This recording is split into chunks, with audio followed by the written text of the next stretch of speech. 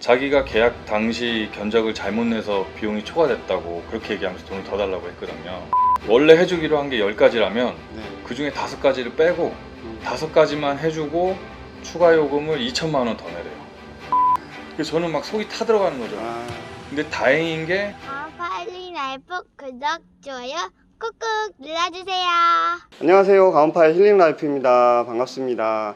여주에서 꽤 멀리 왔습니다. 근데 최근에 좀 저랑 비슷하게 하자 소송 문제로 굉장히 고생하시는 구독자분이 계셔서 젊은 구독자분들인데 제가 짧게 사연을 들어봤더니 굉장히 또 억울한 일들이 좀 있더라고요. 그래서 오늘 일단 상담도 좀 해드리고 현장도 한번 방문하려고 왔습니다.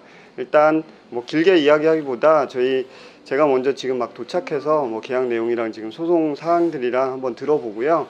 그리고 현장 이렇게 보여드리고 여러분들한테 도움될 만한 내용들만 제가 컷 편집해서 공유를 하도록 하겠습니다. 한번 잠깐 사연을 좀 들어볼까요? 네. 네. 일단 뭐 시간 순으로 설명드리는 게 가장 편할 것 네. 같아서 말씀드리면, 뭐 공사가 이런 식으로 소소한 이견차가 있으면서 진행은 잘 됐어요. 진행을 되다가 마지막에 이제 싱크대 넣고 보일러 넣고 이제 이런 것들 한 굳이 숫자로 따지자면 15% 20% 안쪽에 잔여 공사들이 남아 있을 상황에서 저희가 이제 이사를 간다고 그쪽에다 알리고, 네. 그게 이제 7월 5일 날 간다고, 한 6월 말일 중순 정도에, 그러니까 그때까지 된다 와라 라고 해서 이사를 가려고 계획을 다 했는데 막상 7월 5일이 다가와도 공사가 안 되는 거죠. 그래서 이제 그쪽에서는 뭐 싱크대 업체 견적이 너무 비싸서 지금 견적을 새로 받아야 돼서 뭐 시간이 걸린다 이런 식으로 시간을 끌었어요. 그러다가 네. 7월 5일이 지나도 안 되길래 제가 이거 어떻게 하라는 얘기냐 나보고.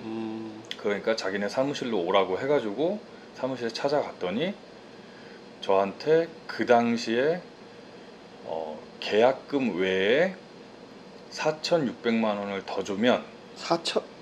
잔금 외에. 그럼 전체 공사 비용의 지금 거의 20% 이상이 그쵸.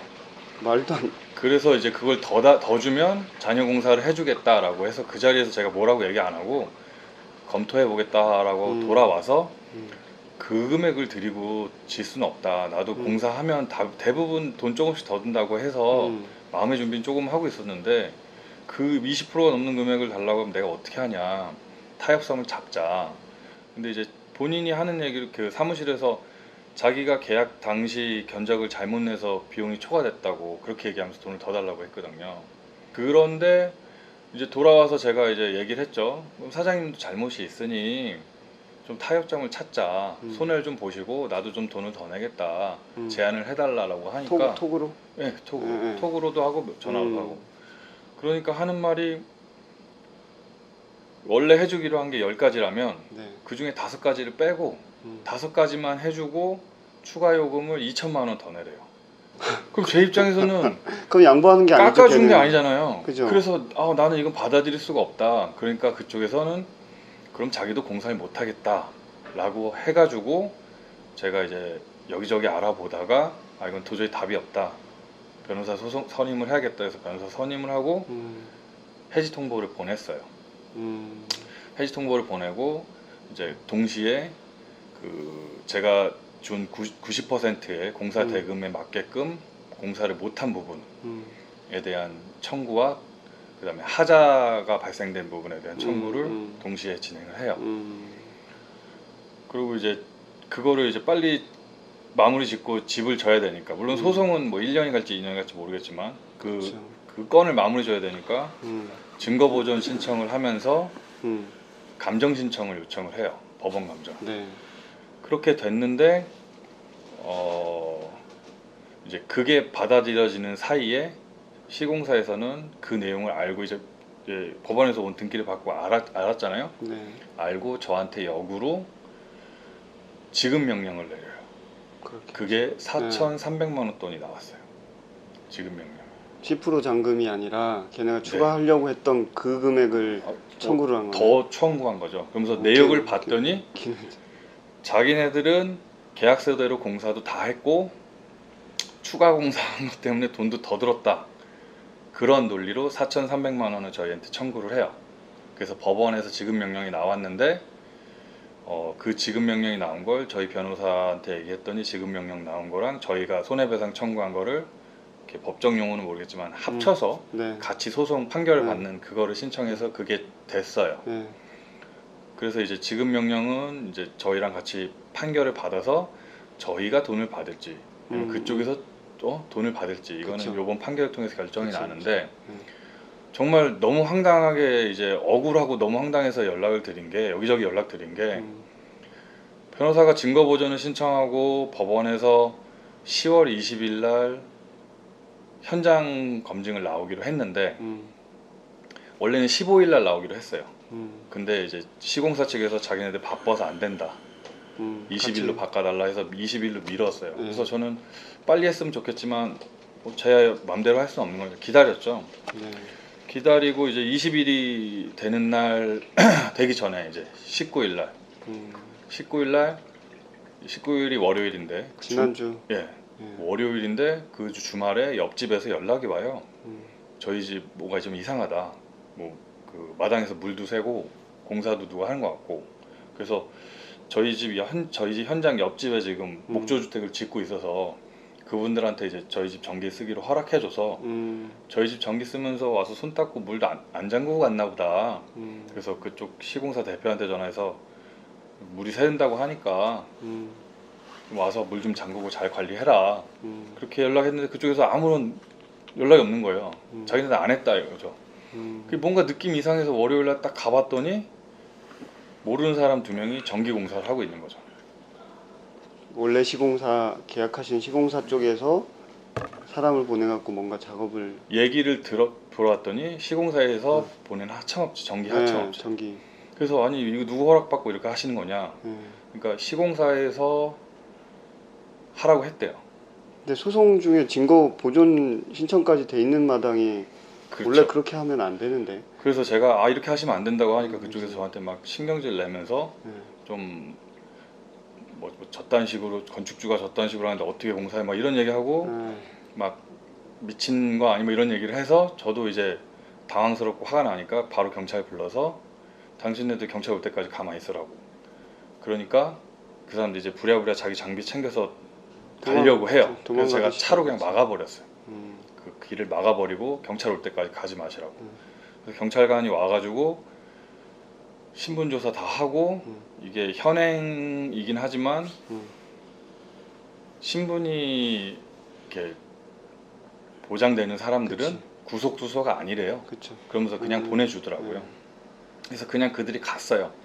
막 화가 났죠. 그 무단 침입에다가 뭐 어쨌든 그 뭐냐 재산 손괴 뭐 이런 그쵸. 것까지 예. 할 수 있는 상황인데 너무 화가 나서 이제 문을 잠갔어요. 문을 잠그고 이제 주변을 돌려보니까 주변에 막 평소에 없었던 게 막 생겨 있는 거예요. 그래가지고 이제 옆집이랑 다 이제 막 문의하고 했더니 금요일부터 와서 누가 공사를 했다고 하더라고요. 추가 공사를. 네. 그러니까 그래서 이제 그때 이제 추측한 거죠. 시공사에서 자기네들이 공사했다고 법원에다 제출해 놨으니까 자기네들 말을 맞게 하기 위해서 추가 공사를 하라고 왔구나.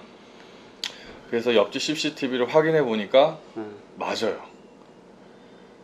그래가지고 이제 내일 그 법원에서 감정평가하시러 온 분들한테 이 사실을 다 알리고 법적으로 조치를 받아야지라고 했는데 다음날 아침에 또 옆집에서 연락이 와요. 옆집 사장님이 공사하시는데 그 사장님이 자기 공사하니까 일찍 왔다 갔다 하시거든요. 또 모르는 사람에서 또 공사를 하고 있대요. 그 경찰까지 부른 사단이 났는데 네. 또 그래서 아침에 부랴부랴 원래 10시에 그 감리라고 해야 되나요? 그 검사라고 해야 되나요? 뭐 하여튼 그거를 시작하기로 했는데 8시인가 제가 막 부랴부랴 가요. 현장으로.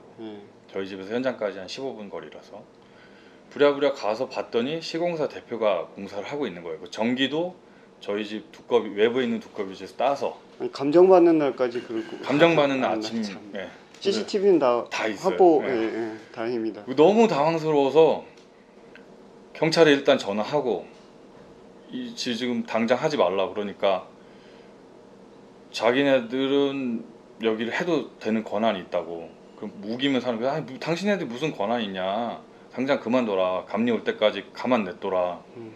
근데 그냥 막무가내로 해요.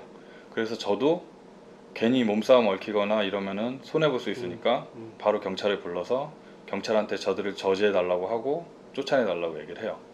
근데 이제 경찰관들한테 그분들이 주장하기를 우리는 계약에 의거한 시공사고 계약이 아직 종료되지 않았으니까 자기네들은 여기에 들어와서 할 권한이 있고 그리고 지금 하고 있는 그 시공들은 건축주인 제가 요청해서 하는 거다 라고 경찰한테 얘기를 해요. 아, 나 진짜. 정말로 화가 나는데 경찰은 그걸 말리질 못해요. 민사건이기 때문에 그 현행 형사가 아니기 때문에 자기네들은 뭘 해줄 수가 없대요. 그러면서 그냥 지켜만 보고 증거 사진만 찍어요. 그러고 나서 갔어요. 가고 이제 제가 집 안에 문을 잠가 놓으니까 집 안에는 손 못 대고 집 밖에 있는 울타리만 용접을 막 해가지고 해놓고 그러고서 이제 그러고 나니까 이제 거의 얼추 10시가 다 돼서 경찰관 가고 나서 한 30분 있다가 이제 감리하시는 분들이 감정인들이 오셨죠. 감정인들이 왔죠. 법원에서 가온파에게 구독, 좋아요는 큰 힘이 됩니다. 감정인들 와서 이제 감정 이것저것 하고 다니는데 감정인한테 얘기를 했어요. 4일 전부터 와가지고 이렇게 했다. 증거도 있고 CCTV도 있고 다 있다. 증인도 있고. 그러니까 감정인들 하시는 말씀이 안타깝지만 자기네들은 지금 현재 돼 있는 상태만 보는 거지. 말도 안 돼. 감정. 나 진짜. 이거 누가 봐도 상식적인 건데. 나 진짜. 왜 그래 세상이 진짜. 그래서 감정인 분이 하는 말이 자기네들은 형사력도 없고 뭐 경찰도 아니고 판사도 아니기 때문에 아무것도 해줄 수 없고 현재 있는 상황 그대로만 볼 뿐이다. 비록 그들이 어저께 와서 했든 오늘 아침 7시에 와 했든 그거는 자기네들이 끼어들 수는 없다. 근데 자기네들 지금 보여서 돼 있는 돼 있는 상태로 것만 감정하겠다. 그럼 제 입장에서는 이제 제가 거짓말을 한 게 된 거잖아요. 그래서 저는 막 속이 타들어가는 거죠. 근데 다행인 게 시공사에서 해놓고 간 게 엉터리였어요. 그래서 감정인이 하는 그것도 말이 부실시공으로 네. 잡을 수 있다. 감정인이 다행히. 하는 말이 시공사 대표님한테 이거 이렇게 해놔봤자 인정 못 받는데 뭐하러 하셨냐. 좀 이따 가서 보시면 알아요. 왜 인정 못 받는지. 누가 봐도 인정 못해요. 왜 이렇게 하셨냐. 그러니까 시공사 대표 하는 말이 이 건축물 불법 건축물로 철거될 거예요 라고 이렇게 답변을 하더라고요. 그러고 이제 감정을 이제 하나하나씩 해 나가는데 그 감정인이랑 저랑 집이 A동 B동이 있는데 A동에 있는데 시공사 대표가 잠깐 사라져요. 그래서 왜 사라지나 했어요 그 당시에는. 그리고 또 B동에 가서 1층 말고 2층 3층을 보고 있는데 또 시공사 대표가 사라져요. 왜 사라지는지 그때는 몰랐어요. 근데 다 끝나고 나서 정신 차리고 이제 담배 한 대 피우면서 이것저것 둘러보고 문 잠그고 하려고 하는데 공사 비품들이 없어진 거예요. 그러니까 그 자재요. 근데 계약서상에 계약 해지 통보를 하면 건축 자재나 이런 것들은 다 제 소유가 되거든요. 근데 이것들을 가져간 거예요. 왜 가져갔는지 모르겠지만 아마 그냥 제 개인적인 견해로는 감정평가사가 자 전등 설치 안 돼 있는데 인정하시죠 라고 이런 얘기를 했어요. 그러니까 시공사 대표가 다 있다 재료 갖다 놨다. 근데 감정평가사 하는 말이 안 달려 있으면 갖다 놓으셔도 안 한 겁니다 라고 그쵸. 얘기를 했어요. 그 얘기를 듣고 가져가지 않았나 저는 그렇게 생각해요. 그러니까 더 진짜 화나고 열받는 건 그렇게 감정평가 하는데 몰래 시공사 대표가 직원이랑 자기 그 전기 재료 남은 걸 가지고 갔어요. 그것도 이제 가고 나서 CCTV를 통해서 확인했어요. 그래서 이제 시공사 측에서 주장하는 별도 공사에 대한 추가 비용 청구는 저는 이미 거의 뭐 꼼꼼하게 살펴봐야겠지만 거의 대부분 자료를 갖고 있고 증인이 있는 상태예요. 그래서 다행입니다. 저는 통화 녹음하고 카톡이랑 다 그 이메일도 다 주고받은 걸로 철저하게 미리 백업을 다 해놓으세요. 휴대폰에 있지 이러면 어느 순간 나 가다 진짜 이거 까먹으면 잃어버리면 진짜 멘붕 온다니까요. 다행히 이제 단톡방으로 일부러 와이프도 초대해 놓고 그래가지고 그리고 이미 저 백업도 한번 해서 변호사한테 제출도 한번 하고 하자 내용이 어느 수준이에요? 살지 못할 정도는 아닌데 예. 수리는 해야 되는 부분이에요. 뭐 예를 들어서 지금 크게 하자 있는 부분이 거실 창이 주저앉아요. 무거워서. 창이? 거실 샤시라고 해야 되나? 예. 그 거실 창이 이렇게 건물 있고 전면에 예, 지금 발코니 창 잔디밭, 같은. 발코니 예. 창이 있는데 그게 이제 크니까 주저앉아요. 한번 주저앉았었어요. 그래서 보수를 요청했더니 밑에다가 우레탄 폼을 싸가지고 올리더라고요. 그래서 우레탄 폼을 올리고 쏘면서 올리니까 막 샤시는 막 더러워지고 우레탄 폼 막 쪼가리 나와 있고 해서 아니 이거 민간인은 내가 봐도 우레탄 폼으로 쏘면 다시 또 주저앉을 텐데 어떻게 이게 하자보수라고 하냐 그러니까 그 당시는 사이가 좋은 사이였는데 웃으면서 저한테 주저앉으면 또 그 창문 시공업체한테 와서 해드리면 되죠. 또 하라고 하면 되죠. 그러니까 아, 그게 무슨 말이냐고. 난 여기서 살 사람인데. 진짜 말이야 막걸리야. 이제 그렇게 하고 수리해 달라고 요청해 놓은 상태에서 이제 소송이 나는 상황이고요. 그게 하자 하나고 그다음에 두 번째 뭐 소소한 거 빼고 큰 게 빗물 바지라고 하나요? 네. 그 처마에서 이제 빗물 내려오는 거. 선음통. 네, 그거를 내벽 안으로 집어넣어 놨어요. 예. 매립식으로 네, 할수 매립식으로 있죠. 했어요. 근데 문제가 뭐냐면 매립식으로 하는 경우도 있는데 매립식으로 할 경우에는 PVC나 플라스틱으로 한대요. 근데 그거를 쇠로 해놨어요. 그래서 결로 문제나 결로도 단열 있지만 문제도. 벌써 녹슬어서 부풀어 올라요. 그 부분이. 선음통이 벌써 지금 중국 난 지 얼마 안 됐는데 벌써 녹이 그렇게 쓸 수가 있나?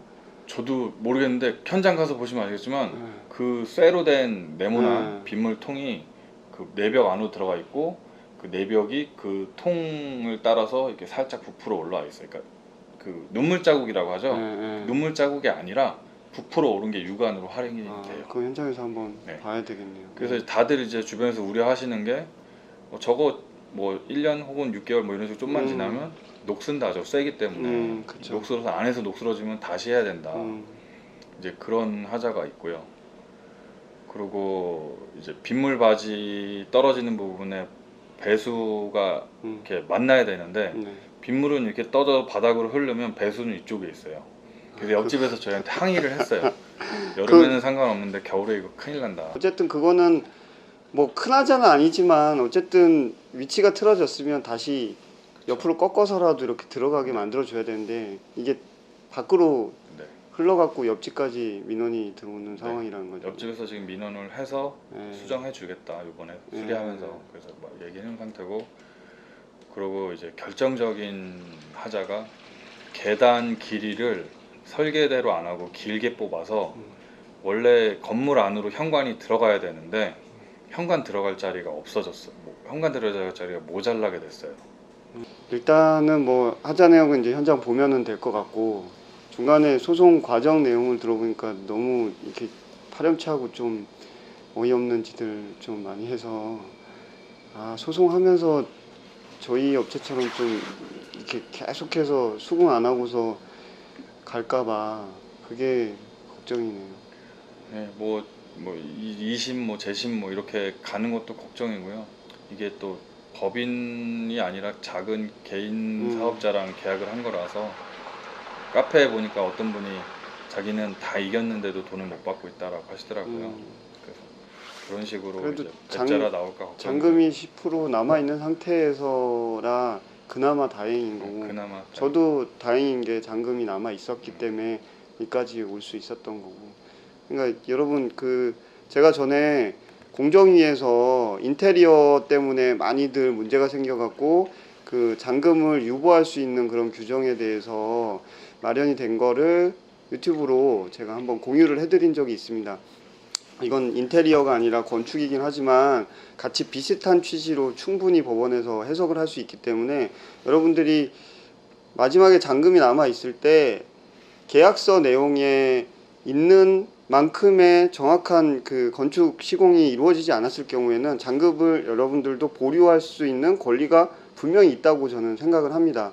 그러니까 잔금 다 준 다음에 법으로 해결하지 이러면 그때 가서는 정말 개인업자분들한테 돈 띄고 나중에 마음고생 2, 3년 동안 하고 뭐 이런 경우들이 생길 수 있어요. 그러니까 예, 여러분들 잘 검토하셔갖고 혹시 비슷한 상황 있으시면 예, 여러분들도 또 소송가란 얘기는 제가 못하겠고 여러분들도 어쨌든 잘 준비하셨으면 좋겠습니다. 요거 하나만 더 말씀드리고 싶은 예. 게 있는데 이거는 이제 사람들한테 좀 알려주고 싶은 내용인데 그쪽에서 지급 명령을 저한테 4,300만 원 했잖아요. 근데 이거를 이의 신청하고 말고도 없이 가압류가 바로 들어와요. 주택담보대출 그걸 통해서 자녀 공사도 해야 되는 상황인데 네. 가압류가 들어와 있으니까 아무것도 안 되잖아요. 그렇죠. 그래가지고 해방공탁으로 풀었어요. 그렇죠. 네. 공탁을 해서. 해방공탁으로 풀고 이제 법적으로 여기저기 물어봐서 알아봤는데 음. 가압류가 들어온 건 못 푼다고 거의 못 푼다고 하더라고요. 아주 진짜 특별한 일이 아닌 이상. 그래서 가압류가 들어왔을 때는 빨리 해방공탁을 준비하시는 게. 그렇죠.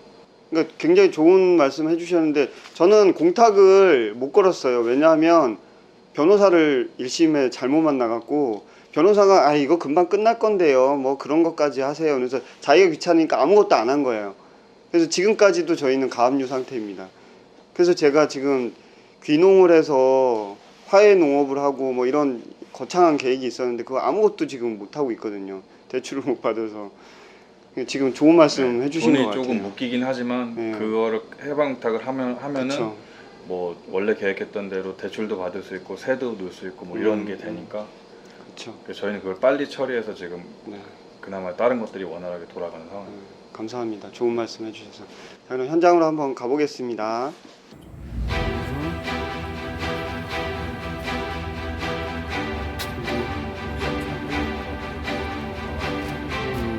물 옆집으로 이렇게 넘어가면 철철철 넘치겠네요. 그나마.